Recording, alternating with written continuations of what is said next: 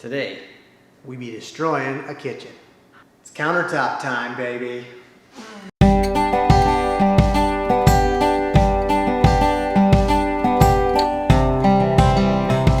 Step 1, countertop removal. Step 2, well, I don't know yet. We gotta get the countertop off to see where we gotta go. But first thing, in order to take countertop out, you gotta take a sink out. We got one drain and a food processor. No, not a food processor. Garbage disposal. Then we gotta take off, and a faucet. And I'm gonna touch every sink in this house before the week is out. It's crazy, it's very crazy. But what I think we're gonna do is we're gonna save this countertop, or at least part of it, because down the road, we're talking about doing like an outdoor kitchen / fish cleaning area, and some of this would be pretty good for it. So we'll hang on to it and see what we can use down the road. Stick around and see how it goes with me pulling a giant countertop out basically by myself.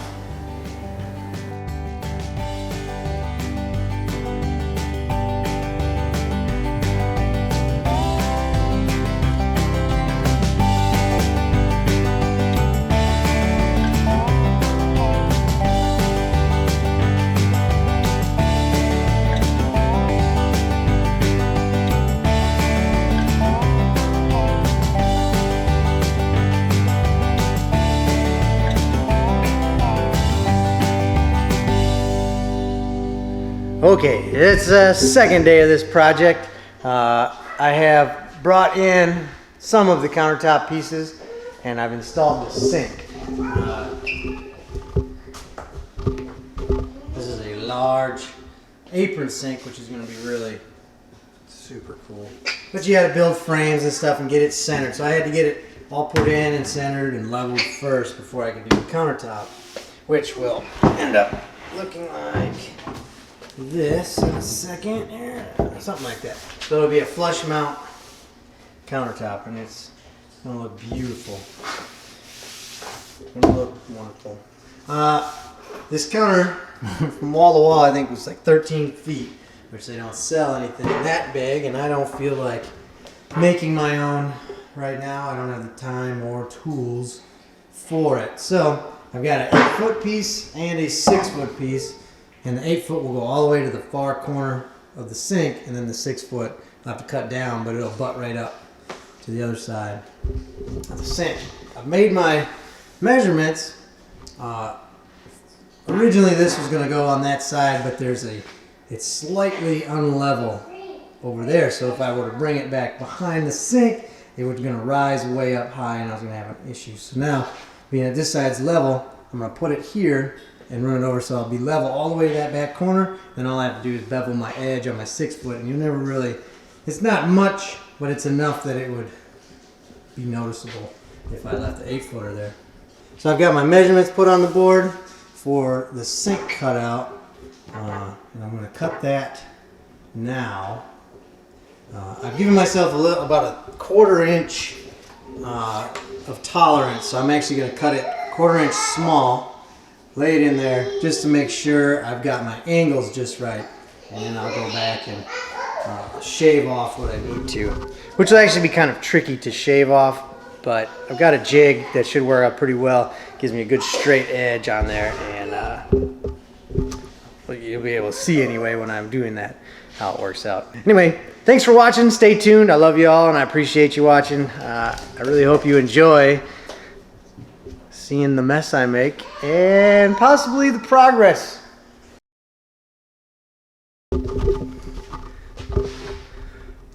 I was a little worried that this wouldn't turn out so good, but we just laid it in, the one side anyway, and fits like a glove. Check it out. Look at it. I don't even have it shimmed yet, and it is like perfectly level. Actually, the sink needs to go down a little. God, I am stoked about that. I didn't take a video of me cutting this because I was thinking so hard. I didn't even think to put the camera on. But hot dog, that is gonna look, I hate to say it, but fancy. So yeah, I'll have to trim just a little piece here off, which is not a big deal at all because it's gonna be 90 degrees, because this was 90 degrees, but I will still measure 6, 8 times, 5 or 9 as they say down at GTS. What? But I'll measure 5 or 9 times and make sure that that's just a straight cut. And then I'll cut my 6-foot board, which will just be a straight cut, and that'll set right here. And I'll just have to join this seam, which I've got my biscuit cutter out in the garage. I'll put probably, honestly, just one, but we'll see if I can fit 2 biscuits in here and then match it up. And we'll probably, I was gonna say glue it. I'll probably still glue it, but I gotta, you know, after the stain and everything. So, super excited about that. I'll show the cutting process when I cut this one, because this is a big countertop. But that'll be a big notch as well that I've got to cut. And I'll show you how my jig works, which apparently worked perfect as long as, and that, by the way, I just used a circular saw to here and then a jigsaw the rest. So I'll just chamfer that edge and it'll actually give me more room to slide this in tighter. Because I think that's all that's holding me up, is right there. So, whoa, thanks for crossing your fingers, but just so you know, it's all up here. I'm just that good. Holy smokes, it's coming together now. Look at that. Look at it. Fits like a dream. A seam here I got to put together a little bit, but pretty good. But there it is. Let us know what you think of that sink and that countertop. Alright, so this is the jig that I made for straight cuts. What I did is I measured my plate for my circular saw, and it's about a paper width wider than my circular saw plate. And then I drilled these holes so that way you can, when you cut your line, you can see your line in here, right? But I just drop the blade down in and cut a straight line, and now it follows this line straight down every time. So I've cut for the wall, or I measured for the wall on this piece, and I'll show you how I line that up. So first watch me and then I'll bring it in so you can see. I think we'll cut this line first. So, as you can see, right inside of here you can see the line in the hole. And what I did is I pushed my blade right along this short edge here. So my blade will be on the inside of this line, which this is the piece I'm cutting out, this corner. So I want to cut on the inside. So you always got to think about whether you're cutting outside or inside your line. But I'm going to run up and you can see where my corner is. So I just got to stop at the corner, flip it around, do the same thing here, which I'll show you again when I do this one, because I'll have to cut on the inside. So I'll show you how I set it up there. But it works pretty well. So watch me cut this one.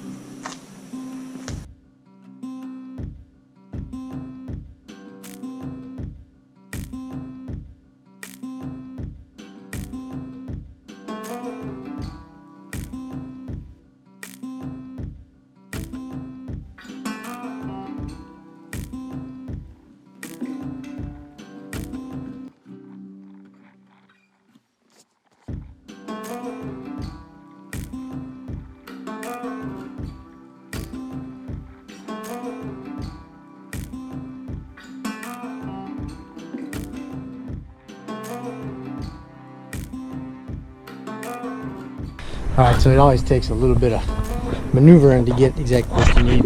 And as you can see, my clamps don't fit, so think it through. Make a good brace, because you don't want this thing moving on you at all. But what I did is I left enough gap on that side for the saw blade, so now I'll cut just on the inside of that line with my saw blade. And that's where these holes come in handy. You can kind of see what's going on. So one more cut.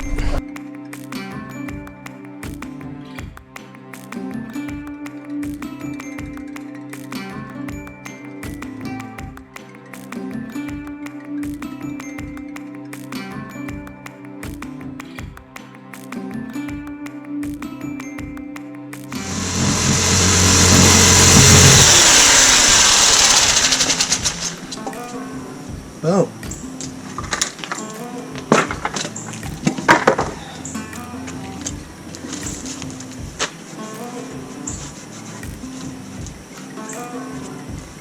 Jigsaw doesn't give me as good a cut as my circular saw, but I can come back in with a file and finish this corner off because you're not going to see the inside of this corner anyway, so it's going to be good and hidden.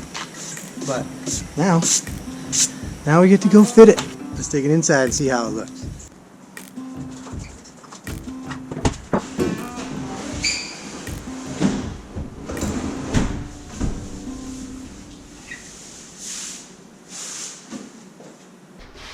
Well, I am ecstatic right now. This countertop looks so amazing. I don't even want to show it to you. I don't even want to. But I'm gonna. Check this out. Let's start with what you've already seen. This, starting from the corner of the room, comes around. Look at, oh, I mean, I gotta put the stuff back on the stovetop. It's not even hooked up yet, so. To the sink. Look at this sink. Come around, and then check this out. Look at this beautiful piece of wood. First of all, this piece of wood looks amazing. But now look how much room we have. We have a huge bar. It is insanely big. Look how big it is. Look at it. I don't even know. It might even be too big. But I'm not cutting it down because it's perfect. It is amazing. Look at this. Look at this. I don't even know. Can you see me? Does this thing go wide enough? So the TV's gonna be right. Come here, look at this thing. Look at this thing, Jasmine. Come here, look at it. Like this, that's what I was saying, that's where the TV's gonna be. So I'm gonna be sitting right here, you know, making some food, just watching TV, watching the girls. This is gonna be a fantastic kitchen. Let me just show you it one more time. We'll just walk in and forgive the mess on the floor and the rest of the house. So you come around the corner. Oh look! Oh my goodness! You got a breakfast bar. Oh! What?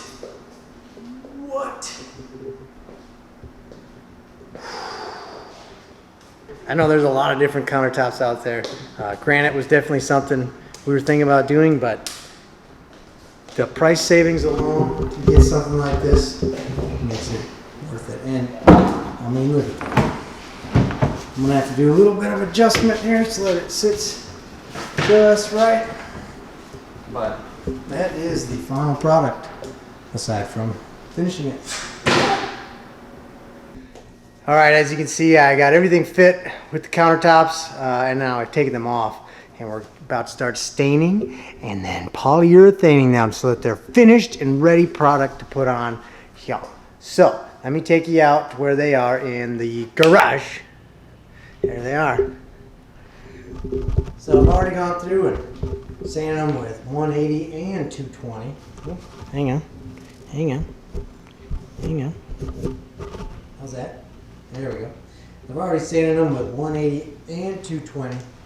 And now they're ready for some stain and some polyurethane. So the stain we're going to use is Golden Pecan number 245 from the Minwax Wood Finishes Penetrating Stains, whatever. And then we'll finish it with polyurethane. Now I got that for floors because they said it's actually just that much tougher over time and it'll take a little bit more wear and tear. So why not? It does the same exact thing. So I got it. So I'll get the camera set up and you can watch me start staining these things.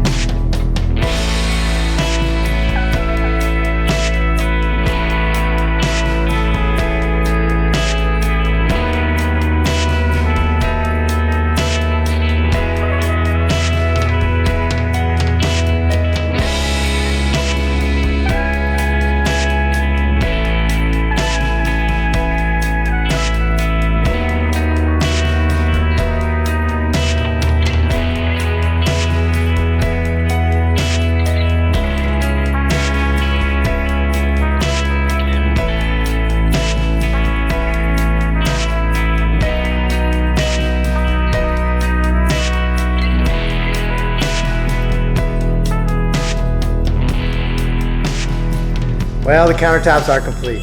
Got 2 coats of stain on there, 2 coats of poly on there, and aside from having them screwed down to the cabinet tops and secure for good, which I'll do this evening, here's what they look like.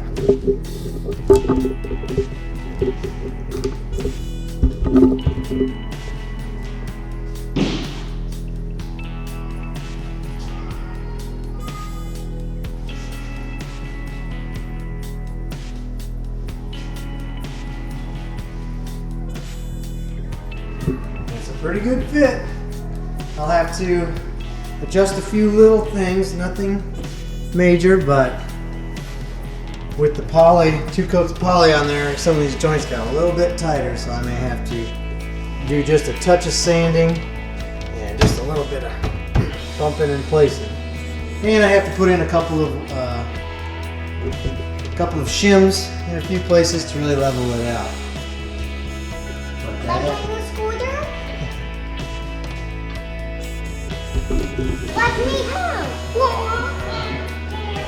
that is finished product.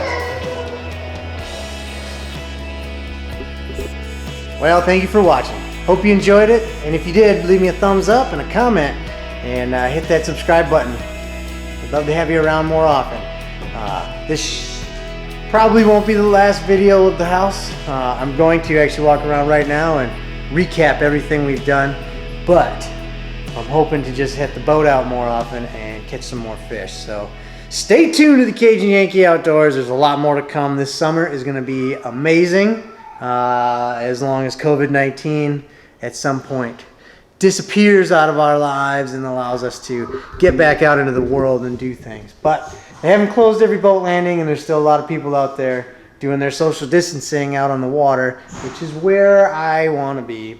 But I had a great opportunity to do a bunch of stuff in this house with a relaxed work schedule. So again, thanks for watching. We love having you, and I love seeing everybody's comments and views and everything on here. So thank you again, and until next time, we'll catch you later.